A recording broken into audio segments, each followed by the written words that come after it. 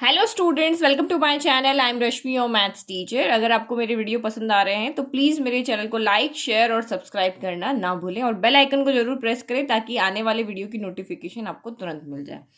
तो 14 तक हम यहाँ पे सॉल्व कर चुके हैं। यहाँ तक हमारे सिंपल आइडेंटिटी वाले ट्रिग्नोमेट्री के क्वेश्चन थे।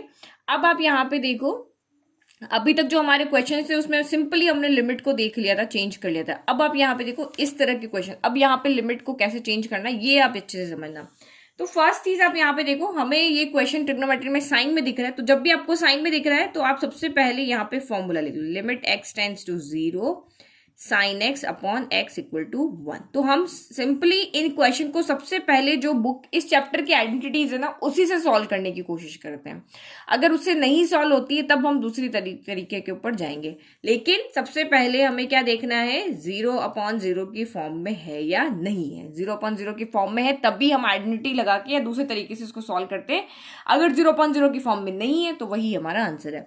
सबसे पहले आपको जो भी लिमिट दी वो पुट कर लो, तो sign pi minus x, limit की जगह एक्स किसको टेंस करा, पाई को ना, तो एक्स की जगह पाई रख दो।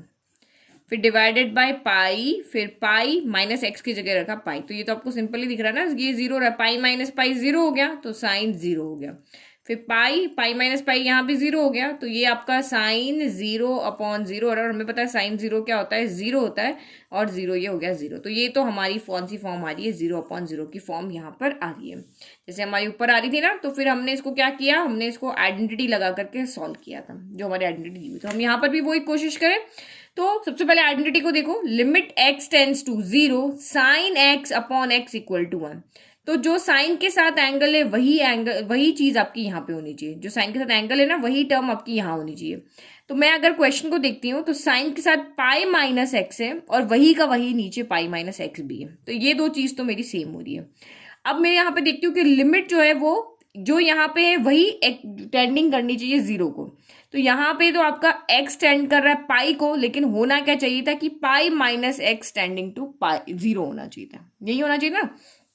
देखो अगर मैं यहाँ पे इस लिमिट को, अगर यहाँ पे इस वाले क्वेश्चन को देखती हूँ तो ये पाई माइनस एक्स है, तो मैं सभी जगह एक्स की जगह यहाँ पे क्या करती हूँ, पाई माइनस एक्स कर देती हूँ। Pi minus x tends to 0 होना चाहिए था, साइन पाई माइनस एक्स होना चाहिए था, और ये भी पाई माइनस एक्स। इस तरह से अगर ये क्वेश्चन होता तो मैं सीधा इसका आंसर यहाँ पे क्या कर देती, 1 लिख लेती, या आंसर मेरा क्या हो जाता, 1 हो जाता। लेकिन यहां पर मेरा क्या हो रहा है, ये सब सेम है बट लिमिट मेरी यहाँ पे सेम नहीं है। तो अब आप अच्छे से सीखना कि लिमिट को हम कैसे चेंज करते हैं। जब x टेंड्स टू 0 होता है ना तो लिमिट चेंज करना इजी हो जाता है, लेकिन यहाँ पे x किसी वैल्यू को टेंस कर रहा है, x पाई की तरफ बढ़ रहा है, धीरे धीरे पाई को अप्रोच कर रहा है, तो यहाँ पे हम इस लिमिट को कैसे चेंज करेंगे। तो ये देखो, तो इस फॉर्मूला के अकॉर्डिंग जो भी लिमिट होगी वो यहाँ पे टेंस किसको करनी चाहिए, 0 को करनी चाहिए। ठीक है, तीनों वैल्यू सेम आनी चाहिए और लिमिट हमेशा 0 को टेंस करनी चाहिए।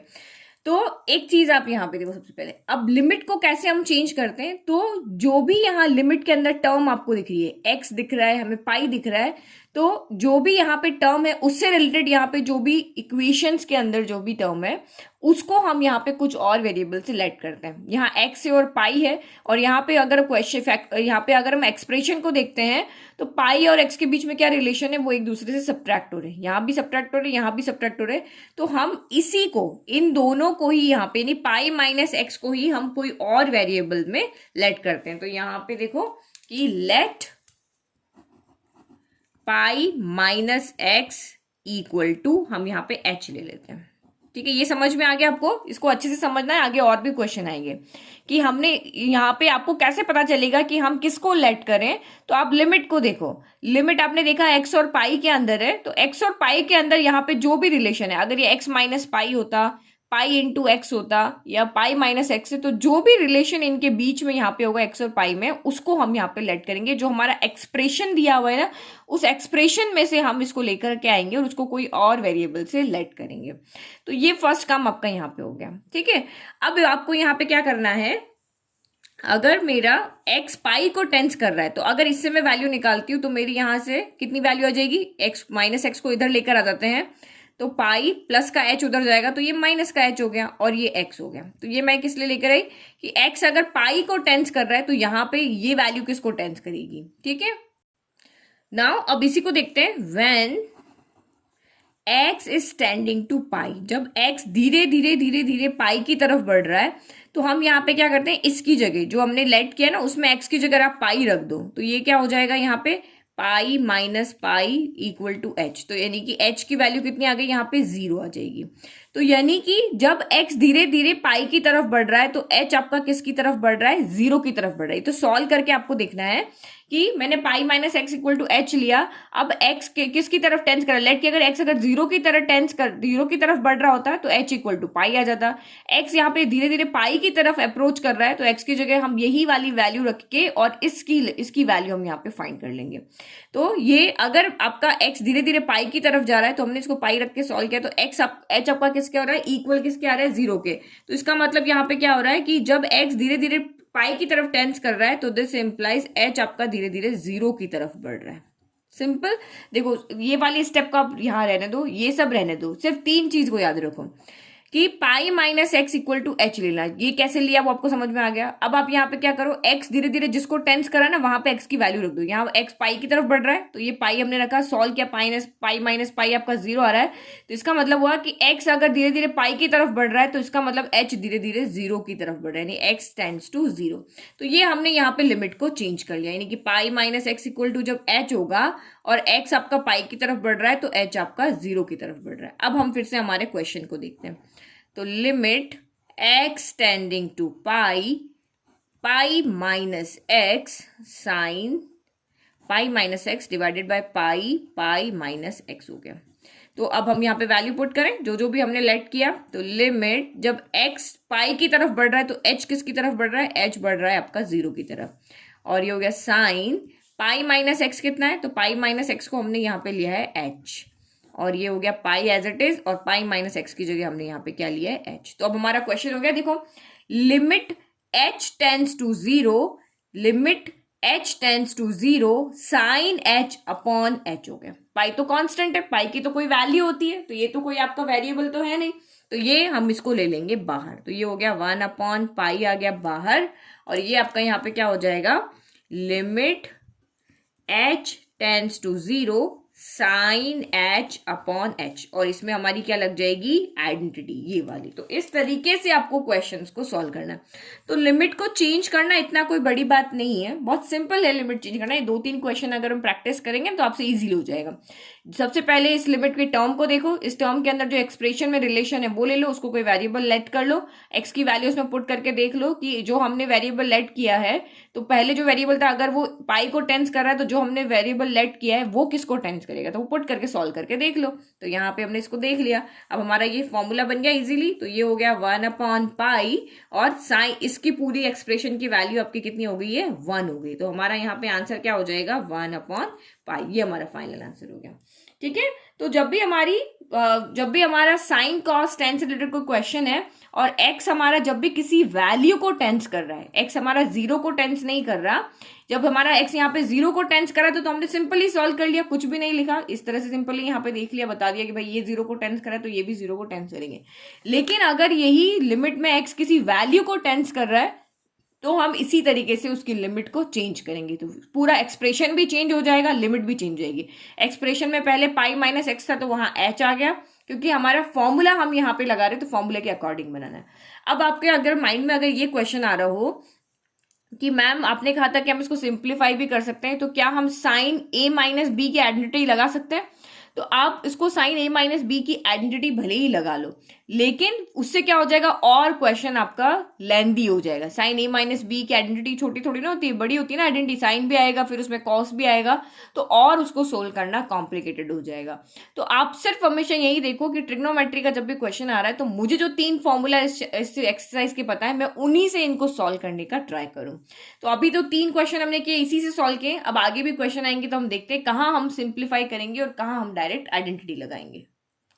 Now question number 16, limit x tends to 0 cos x upon pi minus x हो गया। तो वही आपके माइंड में आइडेंटिटी रहनी चाहिए, बट सबसे पहले हमें यहाँ पे क्या चेक करना होता है, 0/0 की फॉर्म यहाँ पे आ रही है या नहीं आ रही। तो सबसे पहले हम यहाँ पे क्या पुट करेंगे, पुटिंग x इक्वल टू 0। तो हम डायरेक्ट लिमिट क्यों पुट करें, ये तो आपके माइंड में पता है ना, कि हम डायरेक्ट लिमिट इसलिए पुट करें क्योंकि ये जो फंक्शन है इसका सोल्यूशन जो है वो कंटिन्यूस फॉर्म में है।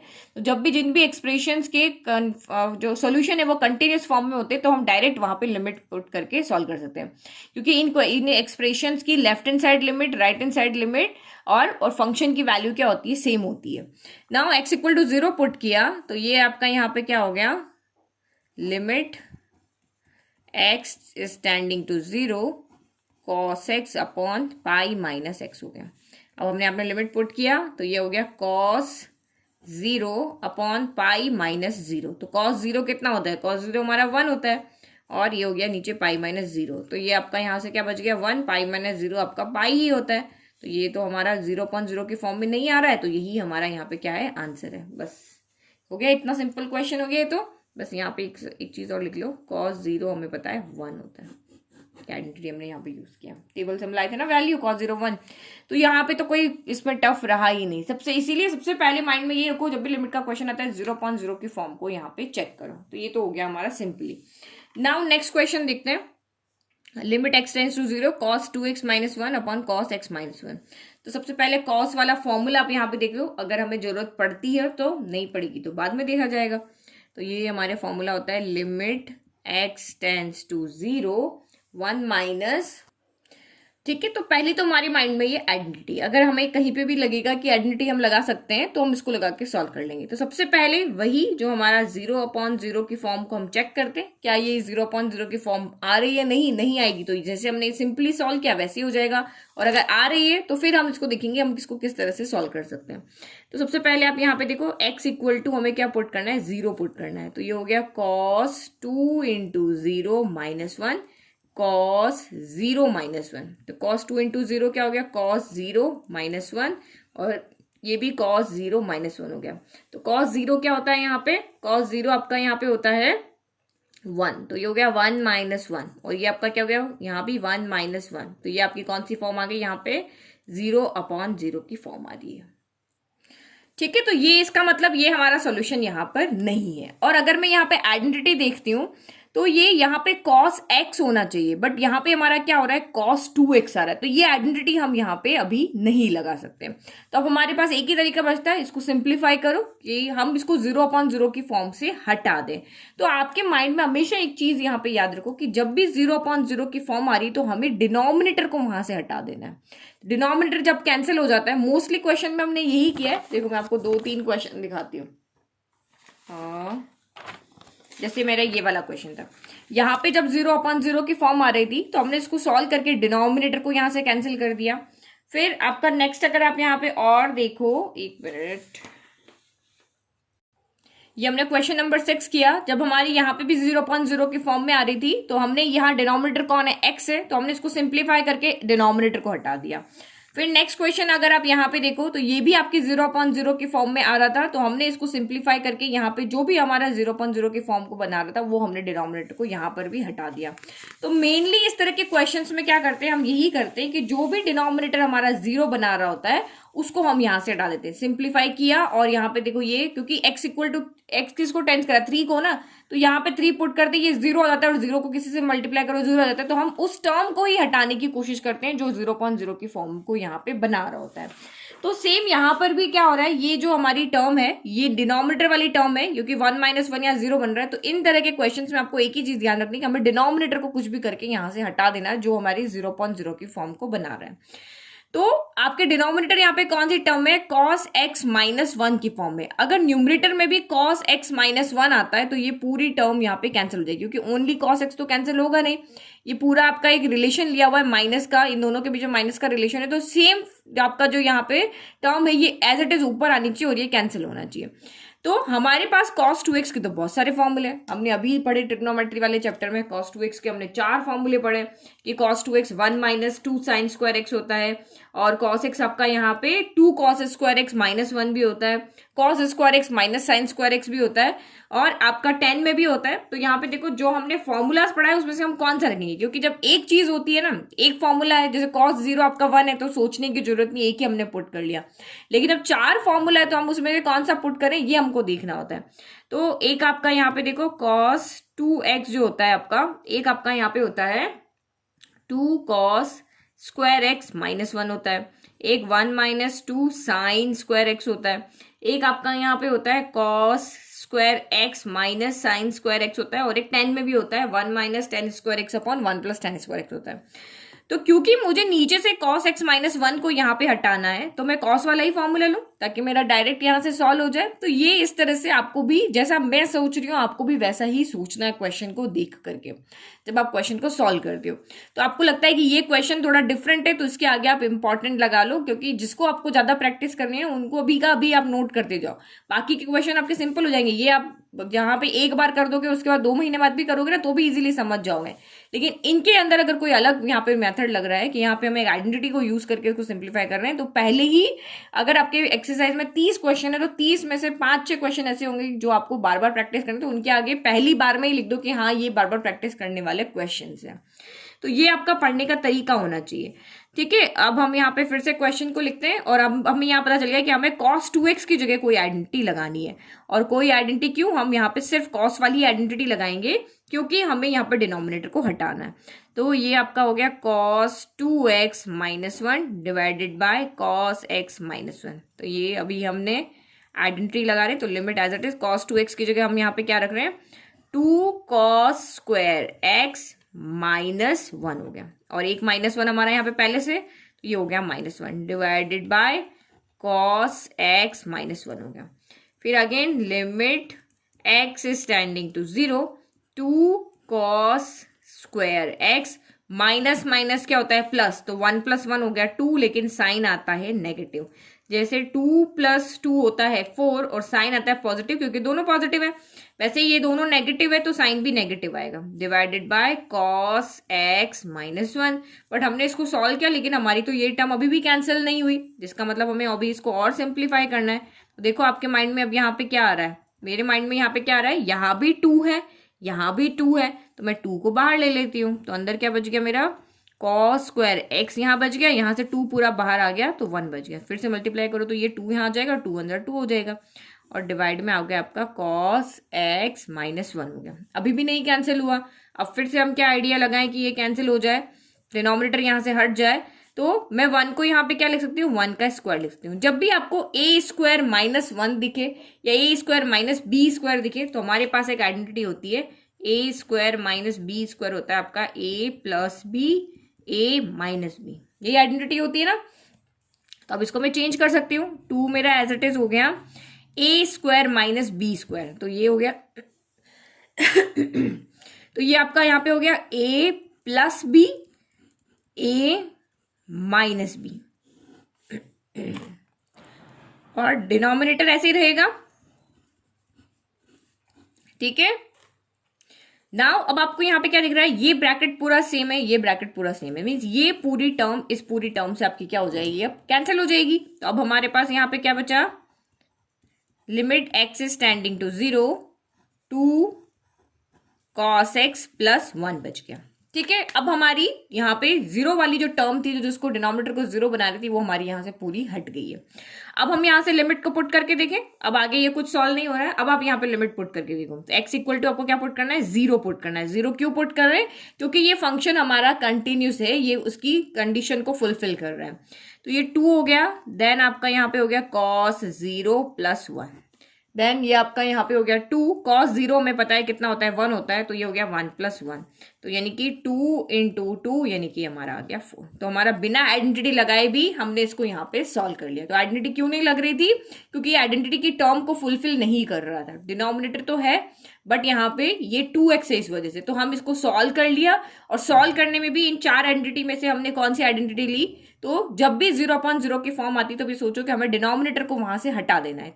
क्योंकि किसी भी नंबर में 0 से डिवाइड करो, चाहे 4 में 0 से डिवाइड करो, ये अनडिफाइंड टर्म हो जाती है। तो डिनोमिनेटर में से 0 को हटाना है, तो डिनोमिनेटर को आपको यहाँ पे कैंसिल करना है। तो डिनोमिनेटर जो है वही हमारा न्यूमरेटर होना चाहिए। तो इसीलिए हमने यहाँ पे कॉस वाली आइडेंटिटी को पुट किया, सॉल्व किया, और हमारा यहाँ पे सिंपली आंसर आ गया। ठीक है, तो इतना कोई टफ नहीं है, थोड़ा सा प्रैक्टिस करने की जरूरत है, क्योंकि थोड़ा सा क्वेश्चन के अंदर आपको ट्रिग्नोमेट्री में आइडिया लगाना पड़ता है कि क्या करे कि हमारा सॉल्यूशन यहाँ पे आ जाए। अगर आपका माइंड कहता है कि नहीं मैं तो साइन स्क्वायर से इसको सॉल्व करके देखूँ, तो आप उसको भी ट्राई करो। जो आपका मन कहता है ना वो भी आप उसको ट्राई करो, बट सिंपली जो इजी स्टेप में सोल्यूशन होगा वो कॉस से ही होगा आपका।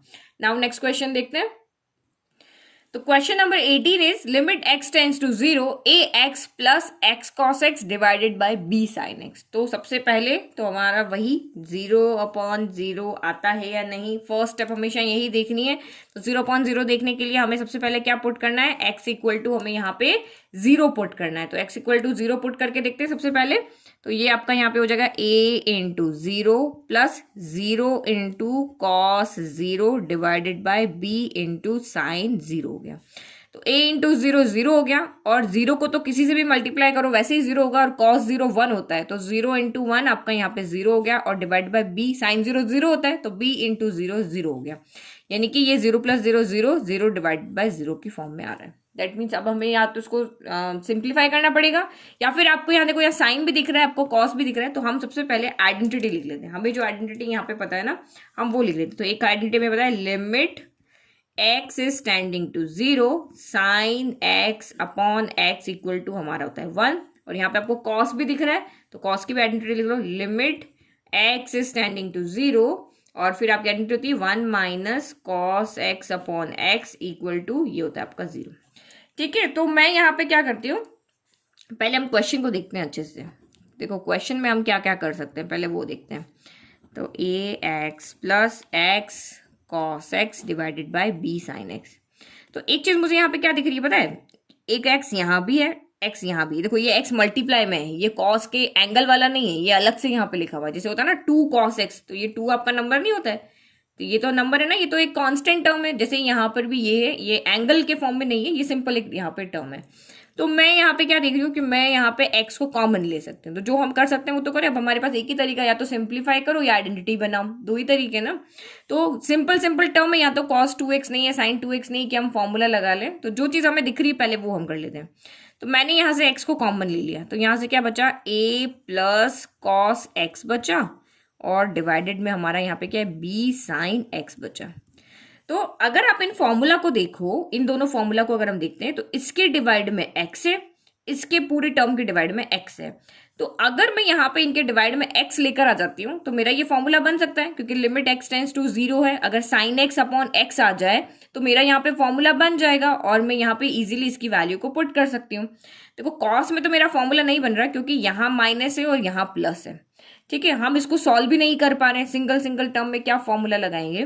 तो एटलीस्ट कम से कम यहाँ पर तो हम फॉर्मूला बनाए, क्योंकि मैंने आपको क्या कहा है कि आपको डिनोमिनेटर को यहाँ से हटाना है, क्योंकि डिनोमिनेटर में 0 आता है ना, वही अनडिफाइंड टर्म को बनाता है। तो मैं डिनोमिनेटर में से मुझे इस टर्म को हटाना है, तो हटाने के लिए तो यहाँ पे कोई मुझे आइडेंटिटी नहीं दिख रही कि मैं कॉस में कोई आइडेंटिटी लगाऊं कि साइन हट जाए।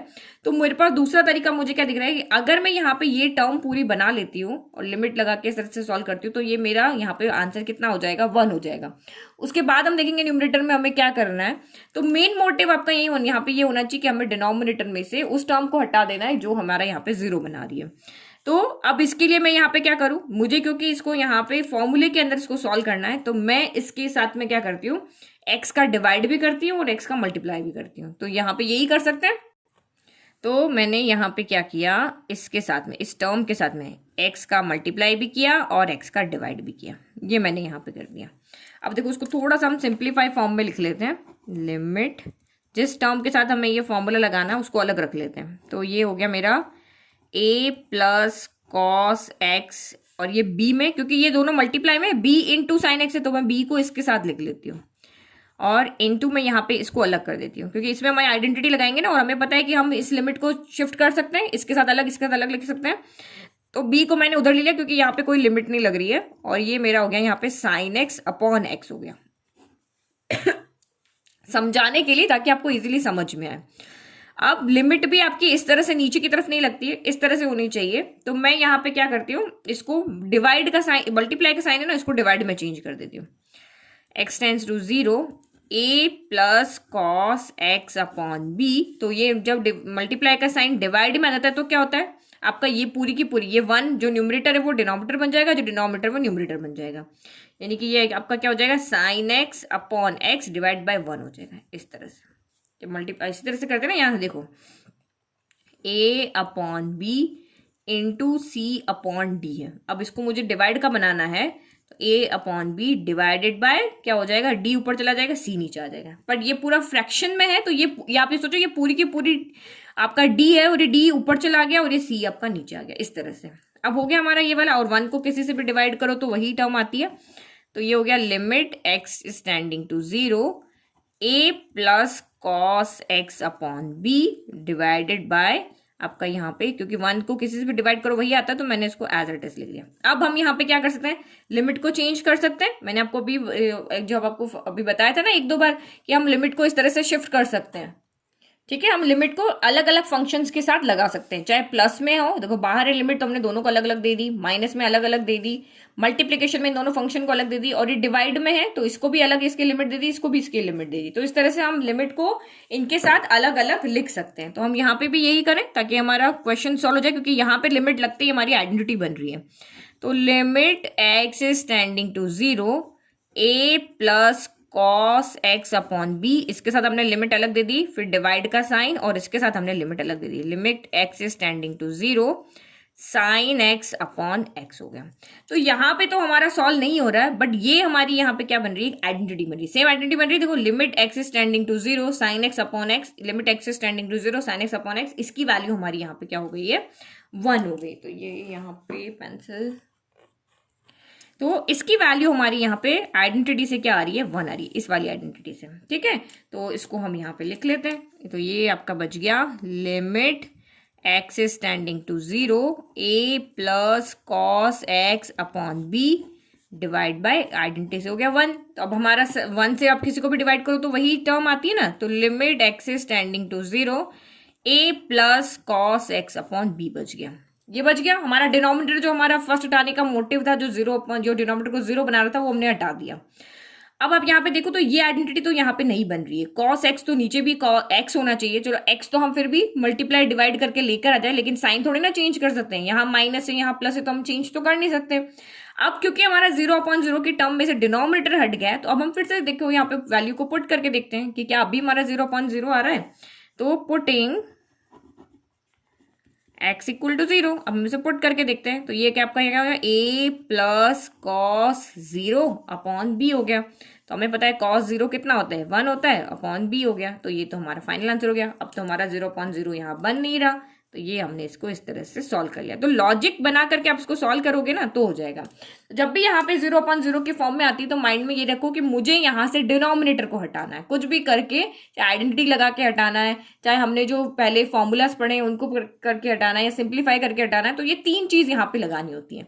तो जब मैंने इसको देखा तो मैंने क्वेश्चन को देख के ही समझ लिया कि मैं यहाँ पे ये वाली आइडेंटिटी से डिनोमिनेटर को हटा सकती हूँ इजीली, फिर तो न्यूमरेटर में वैल्यू पुट कर सकते हैं ना। तो इसीलिए हमने एक्स का डिवाइड मल्टीप्लाई किया, फिर उसको सिंप्लीफाई करके, क्योंकि अभी आप पहली बार समझ रहे हो तो इतनी स्टेप लिखनी होती है, अदरवाइज हम यहाँ 2 स्टेप में इसको यहाँ पे सॉल्व करके लिख सकते हैं। ठीक है, नाउ नेक्स्ट क्वेश्चन देखो, क्वेश्चन नंबर 19।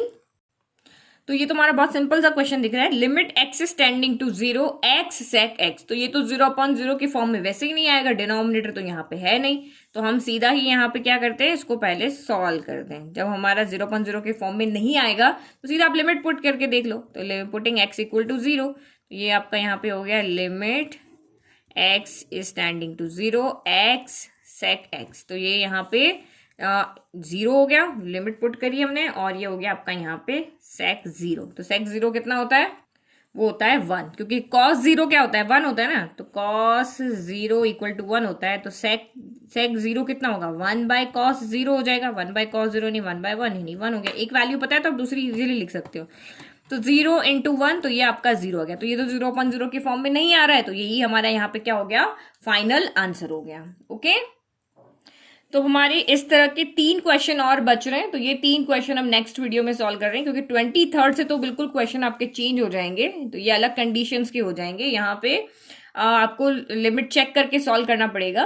तो ये 3 क्वेश्चन बच रहे हैं, ये हम नेक्स्ट वीडियो में सॉल्व करेंगे। इस वीडियो को हम यहीं पे खत्म करते हैं, उसके बाद 23rd से हम नेक्स्ट वीडियो में सॉल्व करेंगे। ओके, तो आई होप आपको ये सारे क्वेश्चंस अभी तक जो हमने सॉल्व किए समझ में आए। जो भी ट्रिक्स आपको लगानी है सिंप्लीफाई करने वाली, या हमने जो भी पहले वाली आइडेंटिटीज पढ़ी वो वाली, या जो इस चैप्टर के अंदर फॉर्मूलाज पढ़े हैं उसको देख करके, तो मुझे नहीं लगता आपको इसमें कोई डाउट होगा। एक एक स्टेप मैंने आपको बहुत अच्छे से यहाँ पे एक्सप्लेन कर रही हूँ कि कहाँ पे क्या स्टेप लेंगे, क्यों लेंगे। फर्स्ट टाइम करने पर आपको, क्योंकि लिमिट आप पहली बार पढ़ोगे तो आपको थोड़ा सा टफ लगेगा, बट 1-2 बार करने के बाद आपको बहुत ही सिंपल लगेगा। और बिल्कुल भी टेंशन लेके नहीं करना, जो भी स्टेप नहीं समझ में आ रहा ना, आप उसको कमेंट बॉक्स में मुझे कमेंट करके पूछ सकते हो। ओके, तो इस वीडियो को यहीं पे एंड करते हैं। Thank you.